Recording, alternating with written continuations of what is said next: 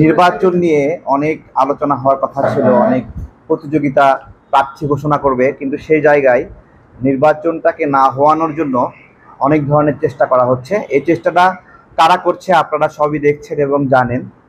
একটা সুন্দর নির্বাচনের জন্য আমাদের দীর্ঘ আকাঙ্ক্ষা এবং প্রতীক্ষা। সেই জায়গা থেকে বাংলাদেশ জামাতে ইসলাম নতুন করে বিভিন্ন ধরনের তত্ত্ব এবং চিন্তা হাজির করছে তাদের রাজনৈতিক ফায়দার জন্য।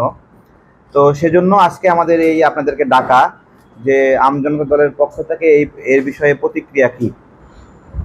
জামাতে ইসলাম পিয়ার বিষয়ে অনেক উচ্চবাচ্য করছে, কিন্তু দুঃখজনক যে তাদের কর্মীদেরকে যখন পিয়ার নিয়ে জিজ্ঞাসা করা হচ্ছে তারা কোনো উত্তর দিতে পারছে না, এবং তারা স্লোগান দিচ্ছে পিয়ার পিয়ার, কিন্তু কোনো উত্তর দিতে পারছে না। এমনকি এমন পর্যায়ে আসছে, এমন লোকদেরকে নিয়ে তারা পিয়ারের মিছিল করছে যে লোকরা মিছিল থেকে বলছে তারা এতদিন আওয়ামী লীগে ছিল, ভয় পেয়ে আওয়ামী লীগে ছিল, তারা জামাতি করতো এবং এখন তারা পিয়ার চায়। তো এই বিষয়গুলোই আমাদের দৃষ্টিতে এসেছে যে আমরা যে একটা স্থিতিশীল বাংলাদেশের দিকে যাওয়ার কথা, গণ অভ্যুত্থানের দিকে, সেই স্থিতিশীল বাংলাদেশের যাওয়ার পথে জামাতে ইসলাম প্রধান বাধা হচ্ছে কিনা আমাদের জিজ্ঞাসা। তারা আসলে কি চায়? তো পিয়ারের যে হিস্ট্রি, যদি আমরা নেপালে কথা বলি তাহলে দেখেন তাদের 13 বছরে কতবার সরকার পরিবর্তন হয়েছে।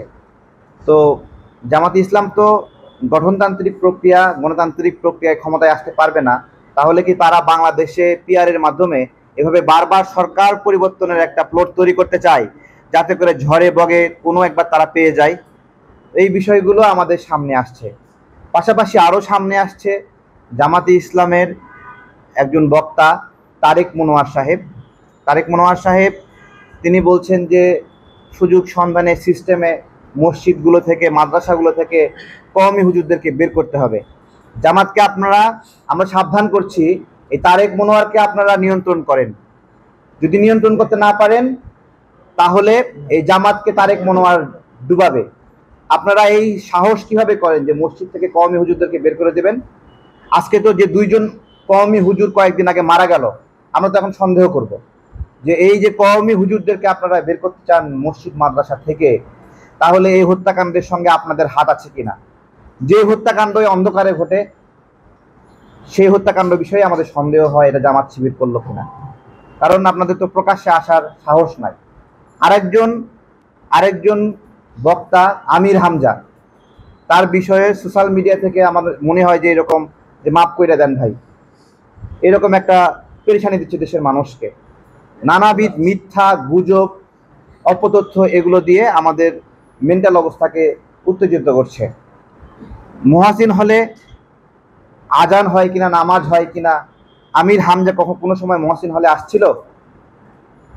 জিজ্ঞাসা করছি, তাহলে তিনি জানলো কিভাবে? তো এই বিষয়গুলো চলছে আমাদের সোশ্যালি, বিভিন্ন মিথ্যা তথ্য, অপতথ্য চলছে। আর আমাদের যে সমস্যা হয়ে দাঁড়িয়েছে সামনে নির্বাচনের জন্য, বট বাহিনী বিষয়ে।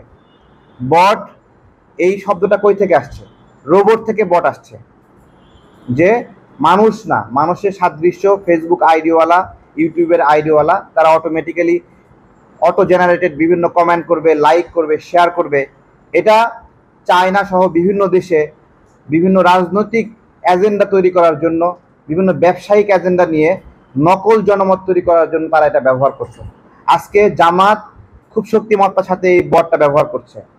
বট বললে জামাত খেপে যায় কেন? তার মানে এই বটটা তাদের একটা অর্জন।